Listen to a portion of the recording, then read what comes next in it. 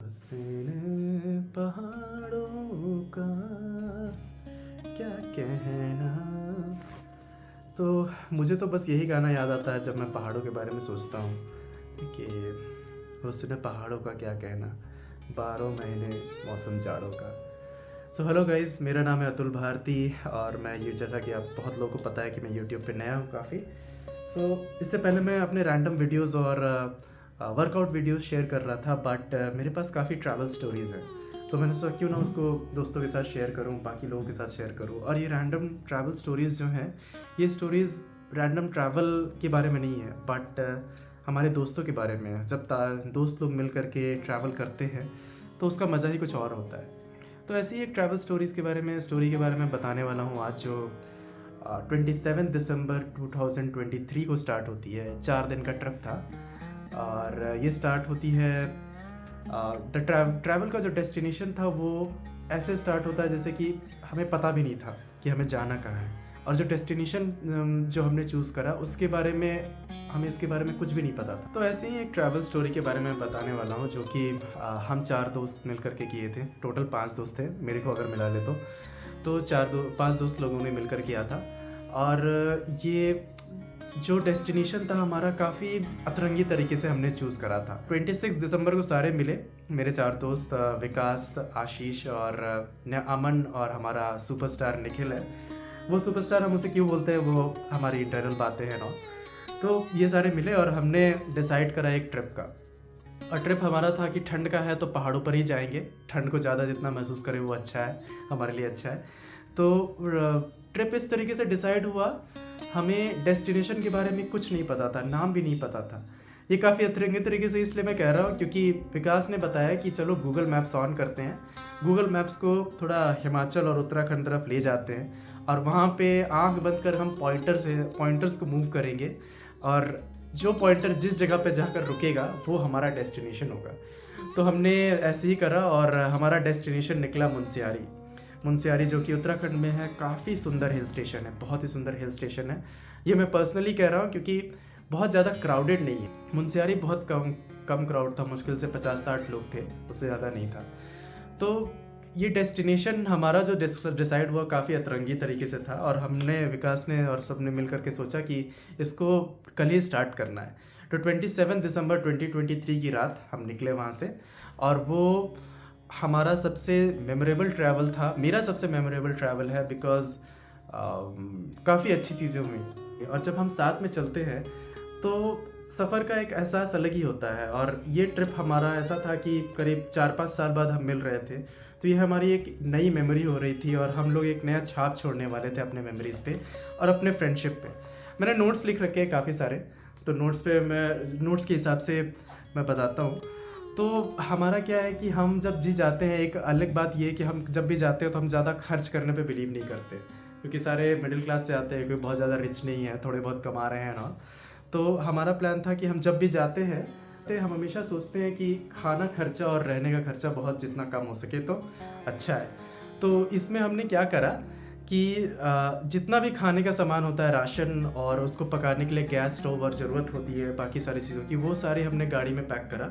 और हमने सोचा कि हम कहीं किसी रेस्टोरेंट में नहीं जाएंगे, हम लोग खुद से खाना बनाएंगे और खुद से खाएंगे, और ये एक अलग ही एक्सपीरियंस होगा, क्योंकि ये समझ लो एक पिकनिक की तरह है। और अमन हमारा थोड़ा हेल्थ कॉन्शियस है, उसने बताया कि भाई हम तो फ्रूट्स खाएंगे, तो हमने ऐसा करा कि हमने घर का जो जूसर पकड़ा था उसको भी उठाया, और बहुत सारे ऑरेंजेस और बाकी फ्रूट्स ले लिए, और साथ में हम लोग 27 दिसंबर की रात हम लोग निकल गए। मैं आपको थोड़ा रास्तों के बारे में बता देता हूँ। दिल्ली से हमने मुरादाबाद एंड नैनीताल और फिर अल्मोड़ा का रूट लिया, और उस तरीके से हम लोग मुनस्यारी पहुँचे। मुनस्यारी पहुँचने में हमें करीब 20 घंटे, अराउंड 21 आवर्स लगे हमें टोटल। और इतना समय इसलिए लग गया क्योंकि रास्ता बहुत ख़राब था, और उसी रास्तों के बारे में हम लोग डिस्कस आज करने वाले हैं। तो रात के 27 दिसंबर पे निकले, और जैसे ही निकले हम काफ़ी एक्साइटेड थे, बट वो एक्साइटमेंट को थोड़ा हॉल्ट लगा क्योंकि रास्ते में इतना सारा फॉग था कि गाड़ी 20 से ऊपर जा ही नहीं पा रही थी। बट हमें टेंशन क्या, जब हमारे पास ऐसे एक्सपीरियंस ड्राइवर हो जो कि 6-7 साल से गाड़ी चला रहे हो। तो विकास और आशीष आगे बैठे थे, उन्होंने ड्राइवर सीट बारी बारी से संभाली, और किसी तरीके से हम लोग सुबह सुबह तक नैनीताल पहुँचे। नैनीताल पहुँचने से पहले एक रेलवे स्टेशन आता है, चमरुआ रेलवे स्टेशन बोल करके, वहाँ पे हमने रुका और चाय वाय पिए और फिर वहाँ से निकल करके आगे करीब सुबह 6 बजे तक हम लोग नैनीताल पहुँचे। बट नैनीताल पहुँचने से पहले ही हमें पहाड़ दिखने लगे, और जब पहाड़ दिखता है तो मन अपने आप, जो जितनी सारी थकावट होती है वो दूर हो जाती है। और वो ऐसा इसलिए होता है क्योंकि पहाड़ की जो ठंडी हवाएं हैं वो एक अलग ही, उनमें एक अलग ही ऐसा नशा होता है कि जितनी भी थकावट है वो सारी दूर हो जाती है। देखिए, ठंडी हवा तो हमें दिल्ली में भी मिल रही थी, बट पहाड़ों की हवाओं की कुछ बात ही अलग है कि जब उसको आप महसूस करते हैं तो दिल में, बाहर से तो ठंड लगती है बट दिल में एक ऐसा जोश आता है कि आपको मन करता है कि हम और आगे बढ़ें, इन हवाओं को और एक्सपीरियंस करें और महसूस करें।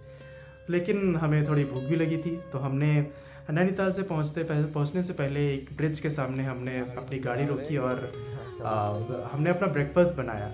और जिस तरीके से हम लोग ब्रेकफास्ट बना रहे थे, हमारा सारा स्टोव निकाल कर बना रहे थे, बाकी और लोग भी रास्ते में हमें देखने लगे और काफ़ी वो अमेजिंग एक्सपीरियंस था। बिकॉज बहुत सारे लोग ऐसे देख करके हमें बोल भी रहे थे कि ऐसे ही करना है नेक्स्ट टाइम से, किसी रेस्टोरेंट में नहीं जाना है ना।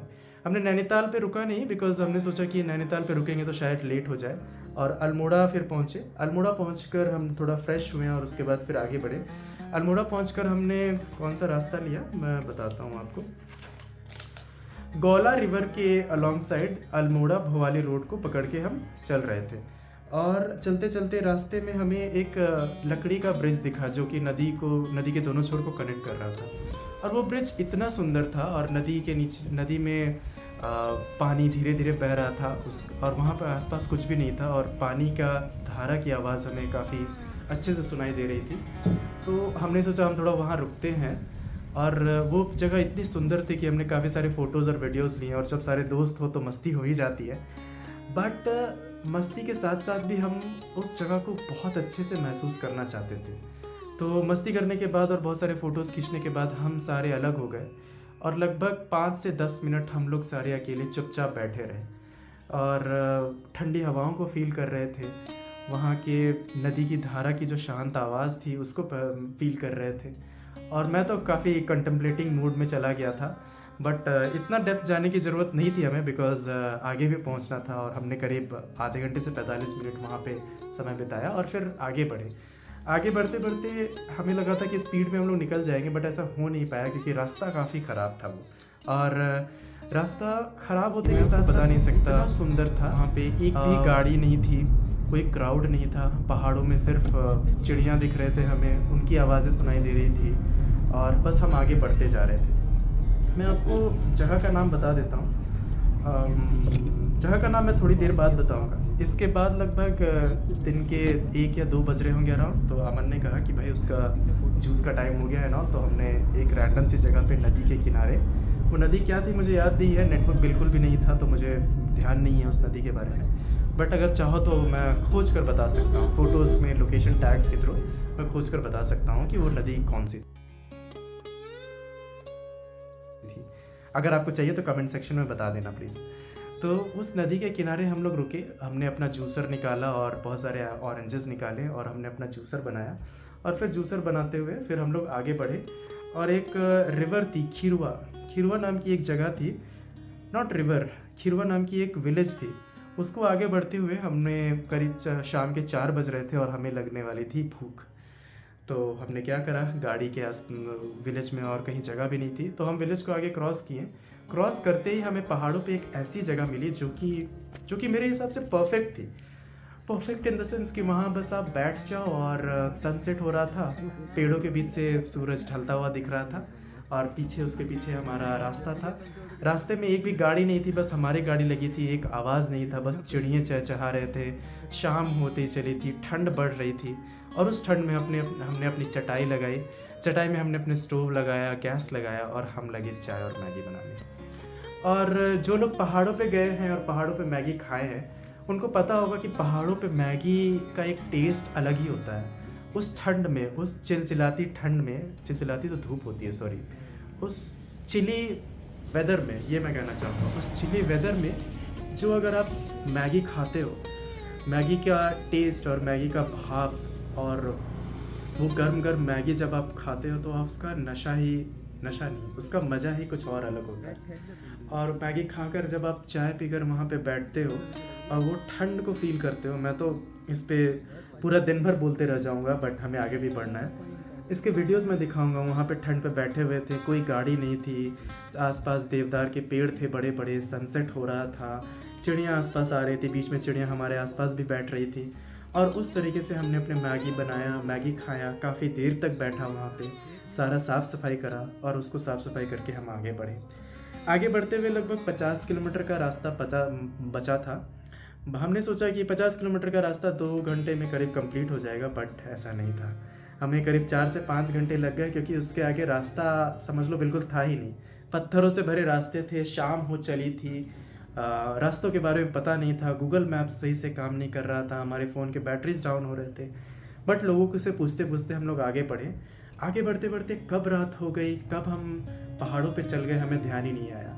और एक समय एक ऐसा आया जब एक भी रोशनी नहीं थी, एक भी ऐसा लग रहा था कि इंसान की छाप भी नहीं है वहाँ पर, और सिर्फ चांद था। चांद की रोशनी में हम आगे बढ़ रहे थे, और रास्ता ऐसा कि समझ लो रास्ता है ही नहीं, हम रास्ता बनाते हुए आगे चल रहे हैं। क्योंकि रास्ते में हमें काफ़ी लैंडस्लाइड्स दिखे, पत्थरे दिखे, गाड़ी आगे नहीं बढ़ पा रही थी। गाड़ी वैसी शायद पहाड़ों वाली थी नहीं तो कि वो आगे बढ़े, ग्राउंड क्लियरेंस काफ़ी कम था उसका। तो हम बहुत जगह रास्तों पे उतर कर जब पत्थर खिसकाने लगे तो हमें पता चला कि हम पहाड़ों के काफ़ी ऊपर आ चुके हैं, और हमारे बाईं तरफ पूरी खाई है, और एक तरफ पहाड़ और एक तरफ खाई।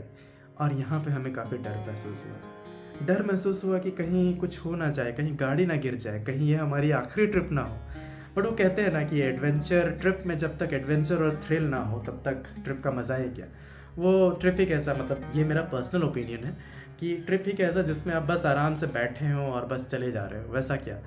तो हमने गाड़ी रोका, बहुत जगह पे हमें पत्थर हटाने पड़े, गाड़ी रिवर्स करके आगे बढ़ानी पड़ी, काफ़ी पतले जगहों से गाड़ी को फिसलते हुए बचाने से, गाड़ी को गिरते हुए बचाने से हम लोग आगे बढ़े। और आप बिलीव नहीं करोगे, इस थ्रिल में, इस एडवेंचर में हमारा साथ क्या था, हम अंताक्षरी खेल रहे थे। हम अंताक्षरी खेलते हुए आगे बढ़ रहे थे। मैं आपको वीडियोस दिखाऊंगा। ये देखा तो ये जाना सनम, प्यार होता है दीवाना सनम, अब यहाँ से कहाँ जाए हम, तेरी बाहों में खो जाए हम, तुझे देखा तो ये जाना सनम।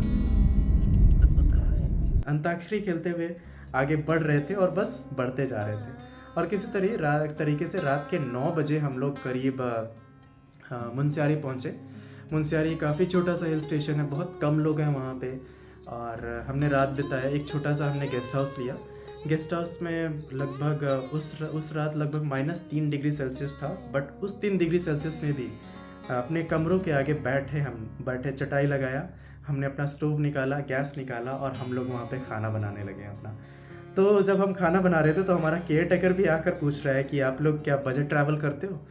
तो बात सिर्फ बजट ट्रैवल की नहीं है, बात है, मेरे हिसाब से बात है सस्टेनेबल ट्रैवल की, कि जब हम वहाँ जाएं तो कितना से कितना मटेरियलिस्टिक चीज़ों को हम लोग हटाएं, और कितना से कितना हम लोग खुद की चीज़ें इस्तेमाल करें। और इसका मज़ा ही कुछ और है, बिकॉज खर्च भी काफ़ी कम होता है। बजट ट्रैवल तो है ही, साथ में सस्टेनेबल ट्रैवल भी है, क्योंकि हम लोग कचरा बहुत कम करते हैं, और जितना भी सामान होता है हम सब उठा के अपनी गाड़ी में ही रखते हैं, और वो हम अपने साथ ले जाते हैं।